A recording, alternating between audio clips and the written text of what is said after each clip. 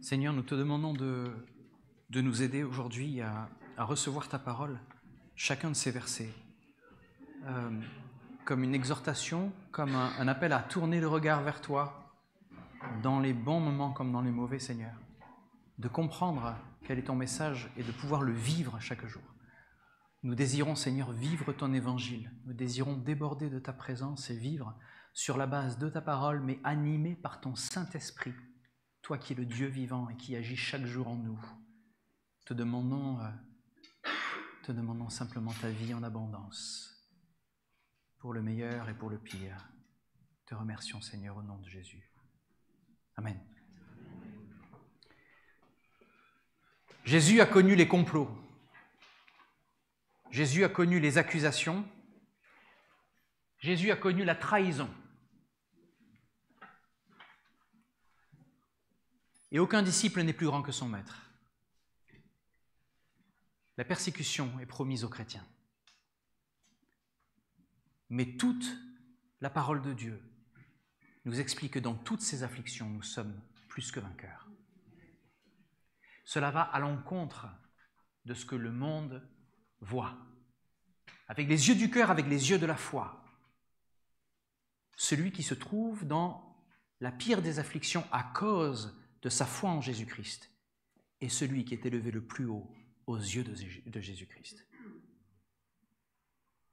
Remercions le Seigneur qu'aujourd'hui en France, nous ne sommes pas sous les coups de la persécution. Notre vie n'est pas en jeu parce que nous allons vivre des cultes à Chatou le dimanche matin ou vivre des cultes à Rueil-Malmaison le dimanche après-midi. Vous n'avez pas peur, vous ne rasez pas les murs, vous ne vous cachez pas. C'est une grâce énorme. Quand Pierre s'adresse à ses auditeurs, il parle à des disciples qui craignent pour leur vie. Il parle aux Israélites, mais aussi aux païens, qui sont tous devenus chrétiens, et qui doivent vivre ensemble l'hostilité. Donc vous allez dire, mais Cyril, ça ne nous parle pas vraiment beaucoup ça aujourd'hui, parce que l'hostilité, on ne connaît pas des masses. Si on doit comparer avec les autres pays, où justement leur vie est en jeu à cause de leur foi. Eh bien, je dirais le contraire. Je dirais qu'au contraire, si nous comprenons la pensée de Pierre, j'insiste, si nous comprenons la pensée de Pierre envers ses auditeurs, nous allons comprendre combien c'est une bénédiction dans notre vie de tous les jours de vivre cette liberté. Et les problèmes que nous connaissons au quotidien, que nous rencontrons au quotidien, vont nous sembler tellement plus légers à la lumière de la parole. Donc je vous invite avec moi à écouter ce que le Seigneur nous dit à travers Pierre, qui sera une grande exhortation, je le souhaite, pour chacune de vos vies. J'ai intitulé ce message « L'espoir dans la souffrance ». Nous allons lire Pierre, donc nous prenons la première lettre de Pierre, chapitre 1, et nous allons faire suivre, donc nous avons lu le verset 1 et 2 la semaine dernière, nous avons écouté un message sur l'introduction à Pierre. Donc je vous rappelle le cadre, Pierre s'adresse à des auditeurs qui sont en diaspora, ils sont éparpillés. Donc la lettre a été envoyée, elle a été certainement réécrite, retrouvée des centaines de fois, cette lettre de Pierre a été recopiée et a traversé la plupart des églises de l'époque. Et Pierre enseigne maintenant sur l'espérance du salut. Il parle d'une espérance vivante. Alors je vous invite à lire les versets de 1 Pierre, les versets 3 à 12. Béni soit Dieu, le Père de notre Seigneur Jésus-Christ. Dans sa grande compassion, il nous a fait naître à une vie nouvelle pour nous donner une espérance vivante par la résurrection de Jésus-Christ. Car il a préparé pour nous un héritage qui ne peut ni se détruire, ni se corrompre, ni perdre sa beauté. Il le tient en réserve pour vous dans les cieux, vous qu'il garde par sa puissance, au moyen de la foi, en vue du salut qui est prêt à être révélé au moment de la fin. Voilà ce qui fait votre joie. Voilà ce qui fait votre joie. Le fait qu'il ait préparé un héritage qui ne peut ni se détruire, ni se corrompre, ni perdre sa beauté, et qu'il tient pour réserve pour nous dans les cieux. Ce n'est pas les richesses du monde aujourd'hui.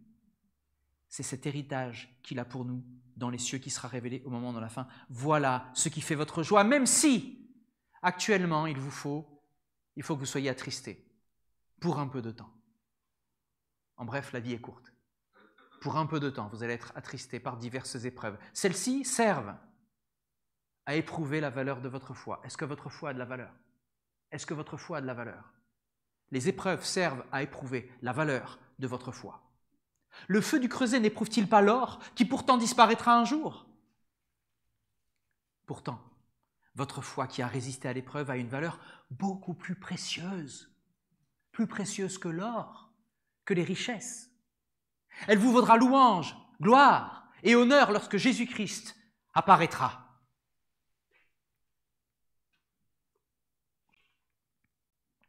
Est-ce qu'on peut avoir la suite, s'il vous plaît? Non, c'est bon?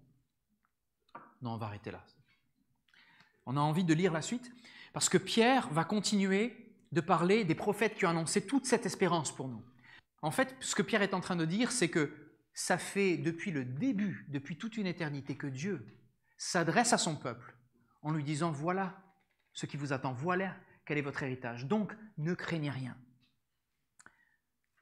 Donc aujourd'hui, on se penche sur ce passage où Pierre nous demande de voir au-delà des souffrances qu'on peut traverser. Il nous invite à ancrer notre espérance dans le salut que Dieu nous a promis. Pierre nous montre aussi comment nos épreuves jouent un rôle crucial dans la purification de notre foi. Donc pour illustrer cela, je vais vous raconter l'histoire de Dimitri, un chrétien qui a traversé des épreuves intenses, si on peut dire, mais qui a gardé une foi ferme et une espérance vivante. Pendant des années, Dimitri a été emprisonné pour sa foi dans l'Union soviétique, sous un régime communiste, donc, qui condamne la foi chrétienne. Et son histoire va éclairer les quelques versets que nous allons lus tout au long de ce message. Alors Pierre commence en bénissant Dieu. Il dit « Le Père de notre Seigneur Jésus-Christ, qui dans sa grande miséricorde nous a régénérés pour une espérance vivante. » Donc il s'agit d'avoir une espérance par la résurrection de Jésus-Christ d'entre les morts. Si Jésus n'était pas ressuscité, il n'y a pas d'espérance. Vous comprenez? L'enjeu, la résurrection est un enjeu. Si Jésus-Christ est ressuscité, et personne n'a retrouvé ses os, les amis, personne, ils ont bien cherché, ils n'ont pas trouvé. Ils ont cherché le corps de Jésus, ils n'ont pas trouvé. Pourtant, ça leur aurait servi de le trouver, le corps de Jésus. Mais personne, jamais, n'a trouvé le corps de Jésus-Christ. Pourquoi? Il est ressuscité. Il est vivant. Et c'est ce qui fait notre foi. La résurrection, Anastasia, la résurrection est notre foi. Cette espérance vivante ne repose pas donc sur des circonstances qui sont terrestres, mais sur la résurrection de Christ, qui garantit notre salut futur et notre place dans le royaume qui est éternel. Donc le verset à lire ici, c'est 4 et 5. « Pour un héritage qui ne peut ni se corrompre, ni se souiller, ni se flétrir, il vous est réservé dans les cieux. » Ce que vous avez aujourd'hui, vous pouvez le perdre demain. Vous pouvez le récupérer après, puis le reperdre.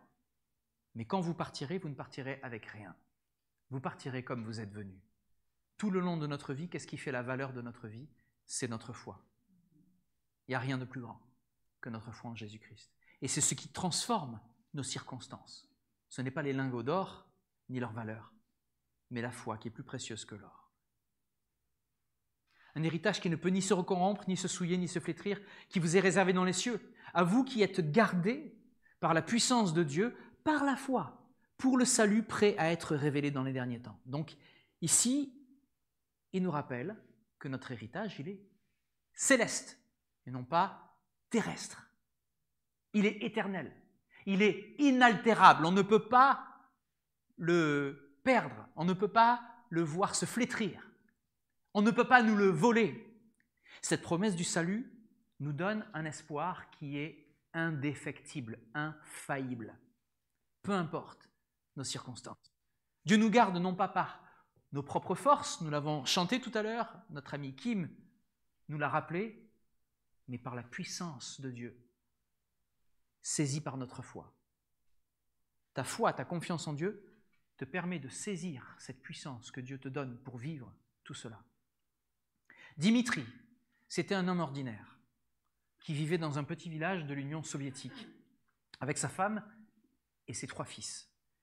Et dans ce régime communiste, toutes les églises locales avaient été fermées et les pasteurs avaient été soit emprisonnés, soit mis à mort. Dimitri voyait ses enfants grandir sans accès à la foi chrétienne, évidemment, et cela le tourmentait profondément. Alors un jour, malgré la peur et son manque de formation, à chaque fois, il disait « Mais moi, je ne suis pas pasteur, moi, je connais rien. » Malgré tout ça, il se tourna vers sa femme et il lui dit qu'il voulait lire des histoires de la Bible à ses enfants à la maison.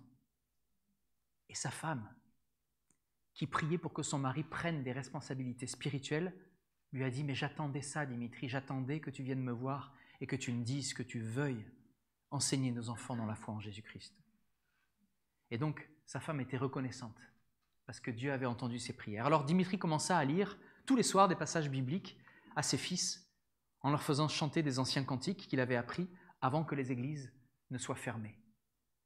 Alors, il a raconté des histoires, c'était plus ou moins bien. Il n'avait aucune éducation religieuse sérieuse. Mais malgré tout, le travail du Seigneur se faisait dans la vie de ses enfants. Et peu à peu, les voisins, qui étaient curieux de voir ce qui se passait chez eux, demandèrent de se joindre aux réunions.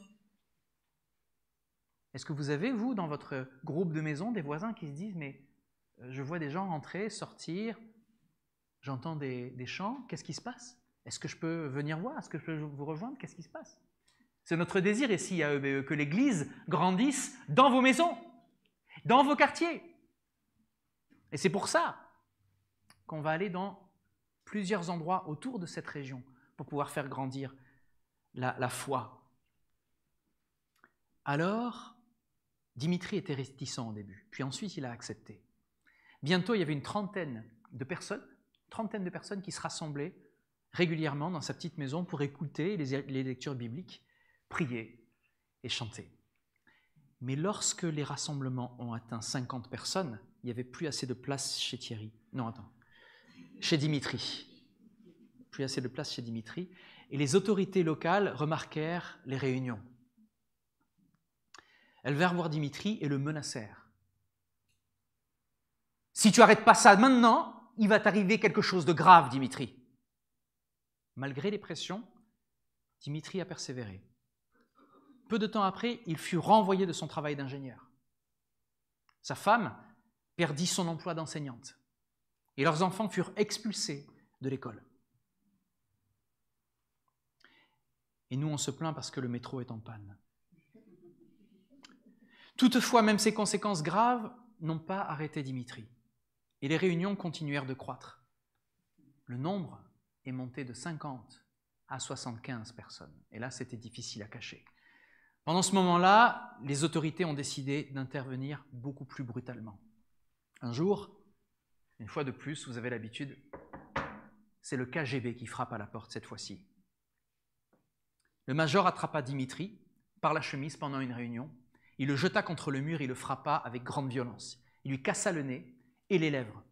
Il lui a déformé l'oreille. Le major l'a menacé une dernière fois en disant que si tu continues, les conséquences seront bien pires que ça. Alors que le major sortait de la maison, une vieille grand-mère courbée par l'âge et l'arthrite s'avança et pointa un doigt tremblant vers le major. « Vous avez frappé un homme de Dieu, vous ne survivrez pas à cela !» 3 jours plus tard, le major est mort subitement.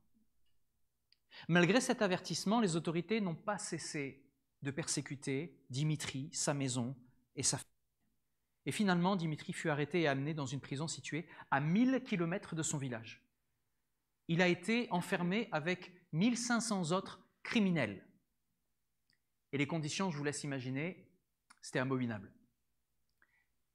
Mais écoutez, c'est là que ça se passe, même en prison. Dimitri garda 2 pratiques spirituelles qui l'ont aidé à vivre.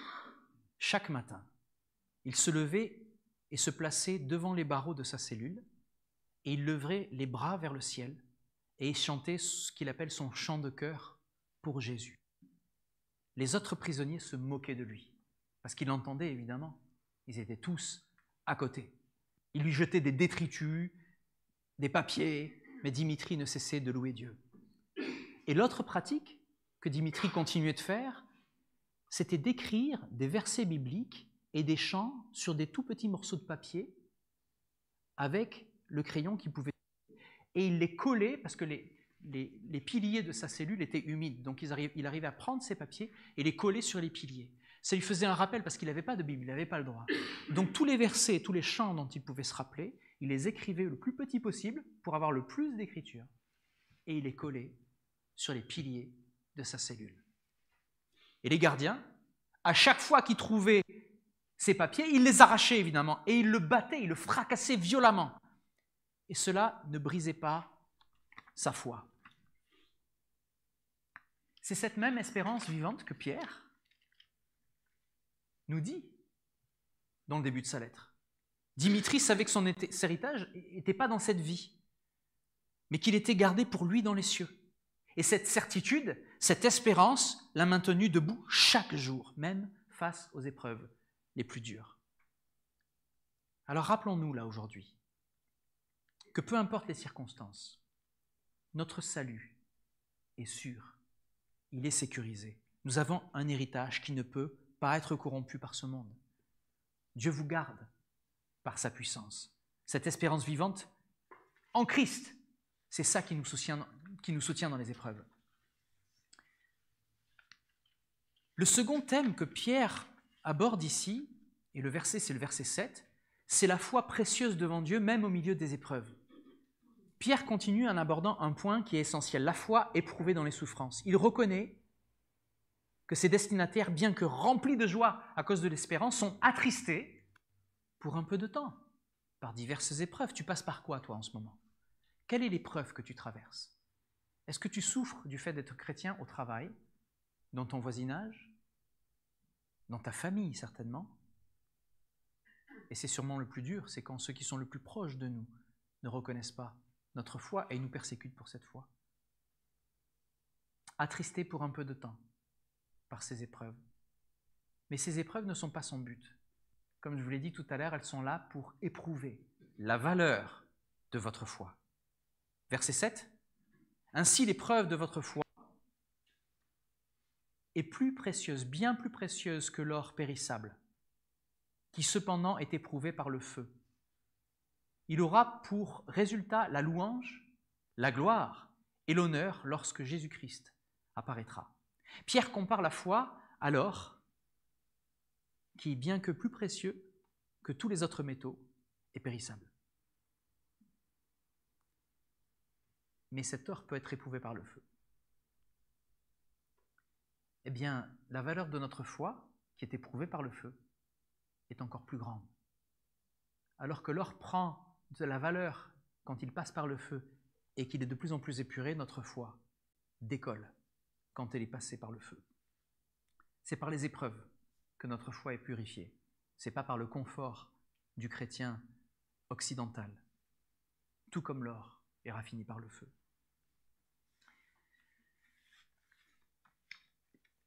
Un jour, les gardiens ont décidé de tenter une nouvelle approche pour briser l'esprit de Dimitri. Ils ont organisé une mise en scène particulièrement vicieuse. Ils ont capturé une femme dans la prison et ils l'ont habillée avec les vêtements de la femme de Dimitri, les mêmes vêtements. Ils l'ont coiffée de la même manière. Et ils l'ont traînée dans le couloir en hurlant comme si elle subissait des tortures.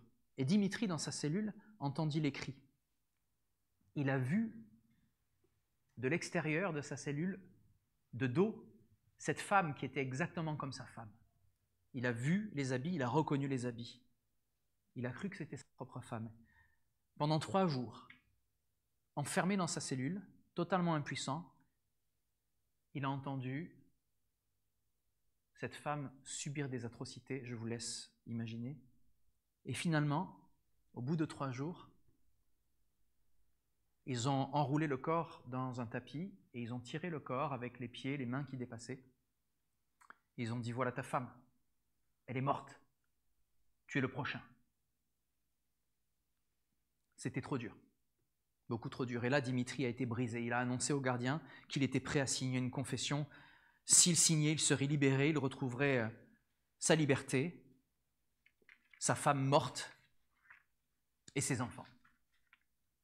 Et les gardiens se frottaient les mains, étaient très heureux de leur succès. Ils se dirent qu'il y avait juste à préparer les documents et attendre le lendemain. Et cette nuit-là, seul dans sa cellule, Dimitri désespéra, mais totalement. Il avait abandonné. Et soudain, un miracle se produit. Il entendit la voix de sa femme et de ses enfants prier pour lui. Il entendit la voix de sa famille prier pour lui en prison, comme si leur voix traversait les murs. Et là, pour lui, ça a été une révélation. Non seulement sa femme était vivante, il en était convaincu, mais toute sa famille était restée fidèle à Dieu. Et c'est là que se trouvait sa joie. Sa famille, malgré tout ça, était restée fidèle à Dieu et c'est ça qui comptait le plus pour lui.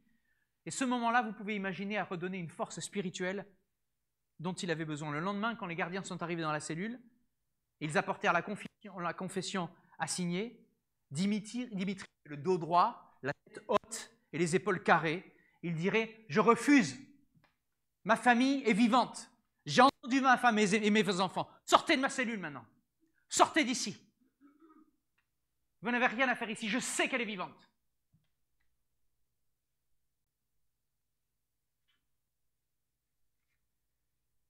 Il y a une joie ineffable à connaître Dieu, malgré les épreuves. Bien que Pierre s'adresse à des croyants qui n'ont jamais vu Jésus en personne, comme nous n'avons jamais vu Jésus en personne, il leur rappelle la puissance de leur foi et l'amour de Jésus pour lui. Quand vous lisez la parole, Dieu vous montre son amour. Il parle d'une joie ineffable et glorieuse qu'ils expérimentent, même sans voir le Christ physiquement. Verset 8, « Vous l'aimez sans l'avoir vu, vous croyez en lui sans le voir encore. Vous vous réjouissez d'une joie ineffable et glorieuse. » Cette joie qui est inexplicable, c'est le fruit de la foi. C'est vraiment le fait de faire confiance en Jésus-Christ, même dans les moments les plus difficiles. C'est une joie qui va transcender les circonstances. Ça veut dire qu'elle se moque des circonstances, elle les traverse. Elle est à l'extérieur, elle transcende. Ça veut dire qu'elle est à l'extérieur des circonstances et elle rentre dans notre quotidien.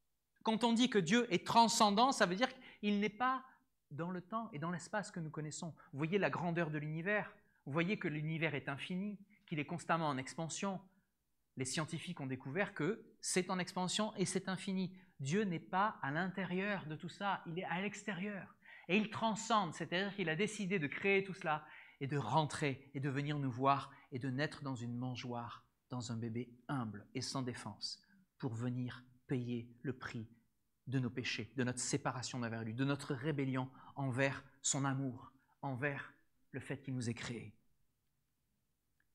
Cette joie, elle vient de la relation intime que nous avons avec Christ, même si on ne le voit pas face à face. J'ai discuté avec un ami il n'y a pas longtemps, et il me dit, ma foi est en train d'évoluer, mais je ne sais pas pourquoi, j'ai l'impression que je n'ai plus cette joie. J'ai l'impression que ça devient automatique. Et si tu te poses cette question, si tu te dis, je ne comprends pas, je vis ma foi, mais je n'ai pas la joie, sache que tu es en très bonne santé. Très, très bonne santé. Si tu te dis, il me manque un fruit de l'esprit, et n'oubliez pas que dans Galates 5, 22, la joie, c'est juste après l'amour. Ça veut dire que tu es en très bonne santé. Ça veut dire que tu cherches ce qu'il y a de meilleur, et ça veut dire que tu vas le trouver. Donc rassure-toi. Si tu es malheureux, tu seras consolé. C'est le Seigneur nous l'a promis. Heureux qui sont tristes, car ils seront consolés. Si tu sens qu'il te manque quelque chose avec le Seigneur Jésus, c'est mieux que de se dire « je ne l'ai pas, mais je m'en fous » ou « je ne me rends même pas compte que je l'ai ». Pas. Comprenez? Si tu dis « je ne me suis même pas rendu compte que j'avais… » Là, le frère est venu me voir en me disant « j'ai mal. Cette joie, je ne l'ai plus, je ne comprends pas. » La seule réponse que le Seigneur m'a donnée à ce moment-là, c'est « qu'est-ce qui se passe dans ton temps de louange ?» Vous savez, on a deux manières de vivre notre foi. Soit c'est intellectuel, soit c'est dans la tête, soit c'est vécu avec le cœur. Et quand c'est vécu avec le cœur, souvent, il y a les sentiments et les émotions qui viennent avec. C'est comme dans une relation. Quand tu vas dire à quelqu'un « je t'aime », tu peux le dire intellectuellement parce que c'est vrai en tout temps, si tu l'aimes vraiment. Mais l'amour appelle des émotions, comme la tristesse ou la colère appellent des émotions. Comment se passe ton temps de louange? Est-ce que tu écoutes s'il y a des fausses notes, s'il y a des fausses notes dans les instruments, dans la voix? Est-ce que tu écoutes et que tu regardes les autres en disant « tiens, lui il lève les mains, lui il en est là, lui il en est là, lui il en est là. Comment je suis moi, j'ose pas lever les mains. Tiens, est-ce que j'ai éteint le gaz à la maison, mince. Demain il va falloir que je paye les factures. » Comment se passe ton temps de louange? Est-ce que dans ce temps-là que le Seigneur t'offre, que ton Église t'offre, que ces personnes qui ont passé du temps à répéter, à se coordonner, à prier ensemble pour que tu passes un temps avec le Seigneur, comment se passe ton temps de louange? Est-ce que dans ce moment-là, ton cœur est connecté au cœur du Seigneur? Est-ce que tu souffres comme il a souffert? Est-ce que tu entends son amour comme il t'a aimé? Est-ce que dans ce moment-là, tu as envie des fois de pleurer ou de crier? Fais-le! Fais-le! Parce que c'est dans ces moments-là que tu vis ces moments qui sont forts. Et c'est dans ces moments-là que ton cœur se déverse et s'abandonne. Si tu n'as pas ce moment d'abandon, tu te prives d'une grande bénédiction. Parce que si tu ne te laisses pas tomber dans les bras du Seigneur, dans quel bras tu vas tomber? Celui de ton voisin, celui de ton mari, celui de ta femme? Ils ne sont pas assez grands. Ils ne seront jamais assez grands. Il n'y a que le Seigneur qui peut te donner cette profondeur. Il n'y a que là que tu peux trouver la joie. Ce n'est pas là, c'est là. Comment se passe ton temps de louange? Et la question d'après, c'est comment se passe ton temps de prière? À quel moment tu parles à Dieu avec sincérité? À quel moment tu lui fais confiance? À quel moment, comme David, dans le psaume 22, tu vas lui dire « Pourquoi tu m'as abandonné? Pourquoi? Ils sont contre moi, tous mes ennemis sont contre moi, j'en peux plus, j'en ai marre, je suis fatigué, je suis au bout du rouleau. Mais cependant, psaume 22, lisez la suite s'il vous plaît, vous n'arrêtez pas au début. Vous n'arrêtez pas au début. Mais je sais que tu es fidèle et juste. Je sais que tu es avec moi. Je sais que tu vas me donner la vie et là, tu m'as donné la vie éternelle. Je sais que tu es avec moi et pas contre moi. C'est ça la fin du psaume 22. Quand Jésus a dit « Eli, Eli, lama sabachthani » « Père, Père, pourquoi m'as-tu abandonné ?» Il avait la suite des versets dans la tête parce qu'il savait que son salut était en Dieu. Est-ce que tu sais que ton salut est en Dieu, même quand tu es crucifié? Jésus a connu le complot, il a connu les accusations, il a connu la trahison. Et la seule réponse qu'il ait donnée, c'est sa vie, c'est sa crucifixion. Qu'est-ce que tu donnes aujourd'hui? Qu'est-ce que tu mets sur l'autel? Tu viens de boire le sang et le corps de Jésus. Tu viens te rappeler, de confesser par ce que tu viens de faire, son sacrifice. À quel endroit se trouve ton sacrifice?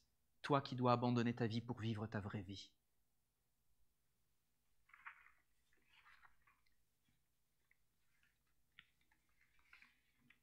Les gardiens étaient furieux. Je ne signerai rien, sortez de ma cellule.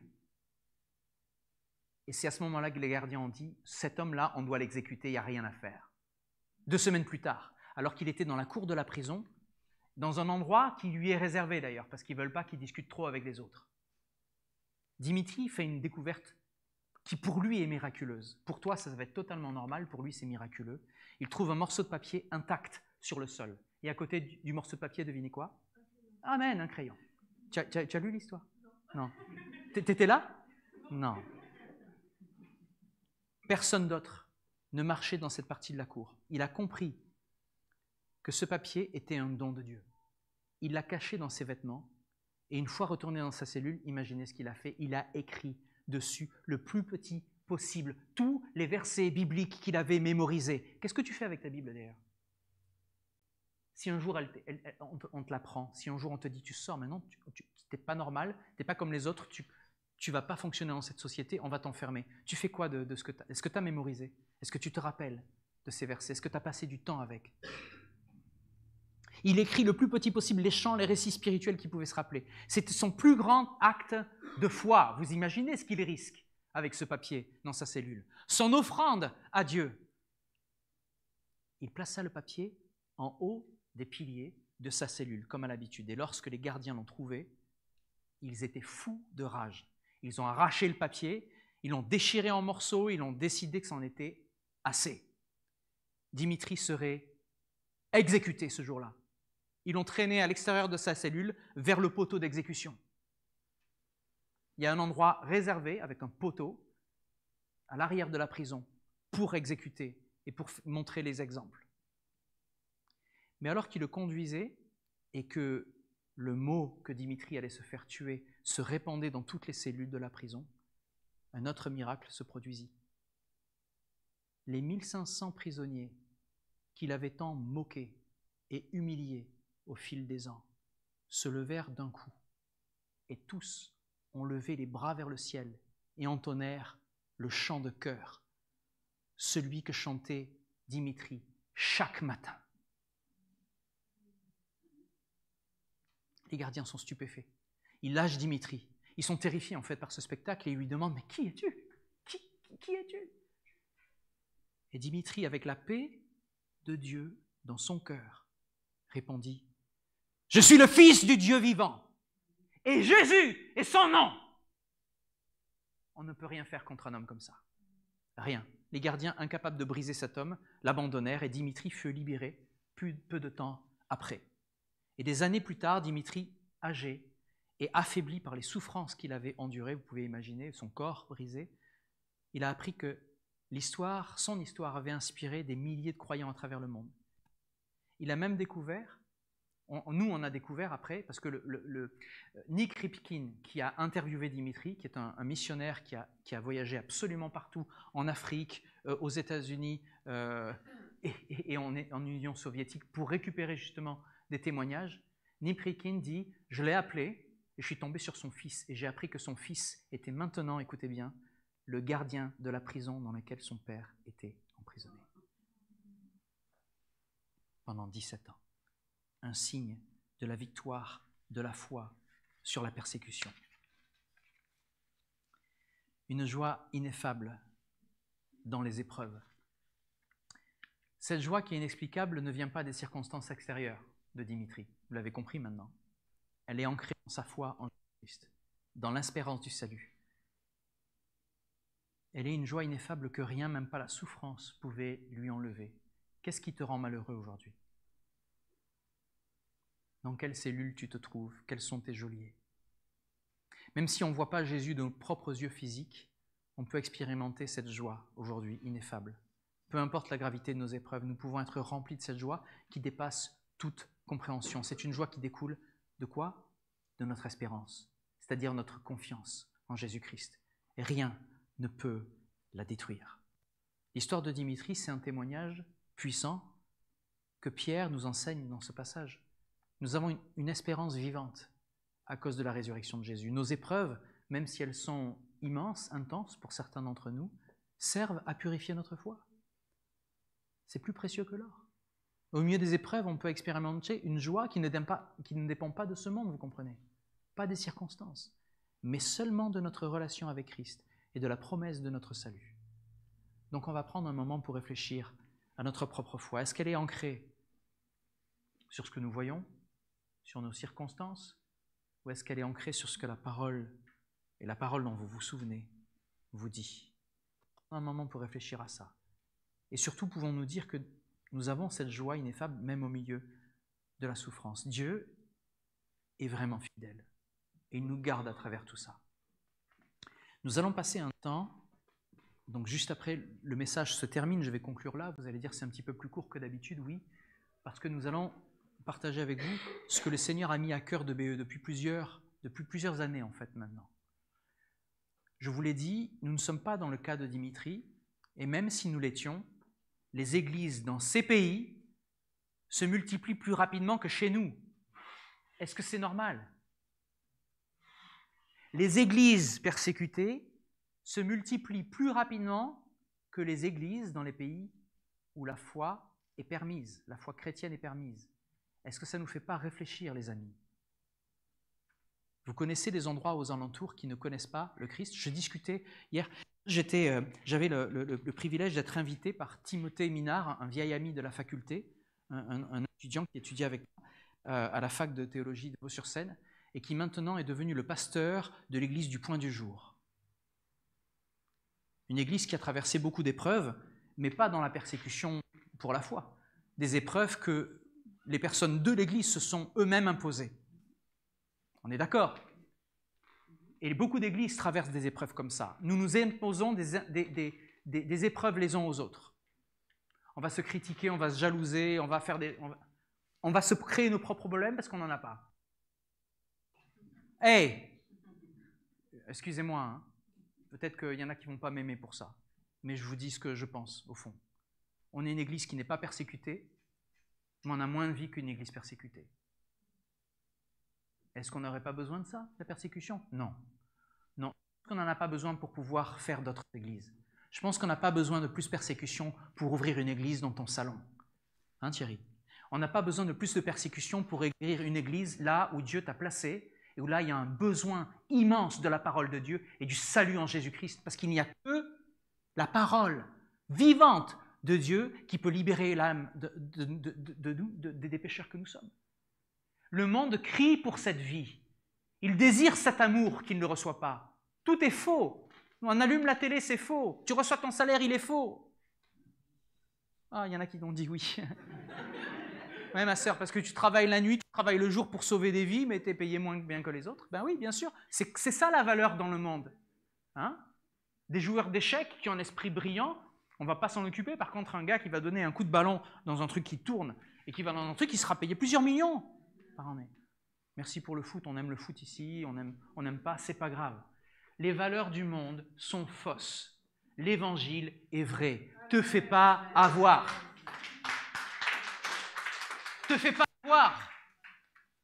Et c'est pour ça que nous allons passer un petit moment avec vous. Nous allons prier suite à ce message. J'espère que ça vous a parlé. Mais nous allons vous partager avec nos anciens, nos amis anciens, ce que Dieu a mis à cœur depuis plusieurs années, dont on vous parle à chaque fois qu'on fait une assemblée générale, on vous parle d'installer une église à Chatou. Eh bien, ça a commencé. Et donc, dans cette lignée, j'aimerais que vous soyez heureux, que vous soyez confiants. Nous ne sommes pas n'importe quelle église, nous sommes une église unie qui faisons les choses devant la face du Seigneur, qui le faisons ensemble et qui marchons comme un seul homme. Nous ne prendrons pas une décision au conseil si Guillaume, si Epifanio, si Franklin, si Thierry, si Cyril n'ont pas dit oui et amen en même temps. Parce que c'est comme ça qu'on fonctionne. On ne supporte pas la division. S'il y a des endroits où on n'est pas d'accord, on attendra, on mûrira, on va lire la parole, on va faire des études bibliques jusqu'au jour où on sera d'accord. Avant de vous délivrer quelque chose, on se met d'accord. On ne va pas vous délivrer un message que l'autre va dire « Attends, mais tu dis quoi? C'est n'importe quoi. » On fait tout ensemble, on marche ensemble. Et c'est pour ça, dans l'écoute du Seigneur, qu'on a reçu à cœur d'ouvrir une communauté là où le Seigneur nous a placés. Cette communauté grandit. Il n'y a plus assez de place ici. Si on devait mettre toutes les personnes, il y a eu un culte ce matin à Chatou, si on devait mettre toutes les personnes ici dans la même place, on est en illégalité parce qu'il n'y a pas assez de sièges. Il n'y a pas assez d'espace. Qu'est-ce qu'on fait? On détruit tout, on reconstruit? Non, on n'est pas chez nous. On est chez nos amis américains, ici. Les murs ne nous appartiennent pas. Pour ceux qui ne le savent pas, ces murs ne nous appartiennent pas. Même si depuis 1986, l'église anglophone grandit dans ces murs. Il est temps pour nous de briser les murs et d'aller ailleurs. De continuer à grandir ici et de continuer à aller ailleurs. Alors aujourd'hui, c'est Chatou. Demain, ce sera Jusier, ce sera Poissy, ce sera chez toi. Mais ce sera Christ dans le monde à travers toi. Alors ce que nous allons faire maintenant, et je vais appeler... donc je vous ai présenté la vision. Et ce que je vais vous proposer maintenant, c'est qu'on va voir avec Guillaume, notre frère Guillaume, les aspects un petit peu plus techniques de cette vision. Ensuite, on va inviter Epifanio à nous parler de l'œuvre qui se passe à Chatou. Et nous allons demander aussi à Thierry de nous dire comment il vit cet accueil dans son salon pour l'église qui est en train de grandir. Et nous allons demander aussi à Franklin de prier pour demander l'aide de notre Seigneur. Ça vous va? Amen. Très bien. Guillaume, merci, je te laisse la place. Super.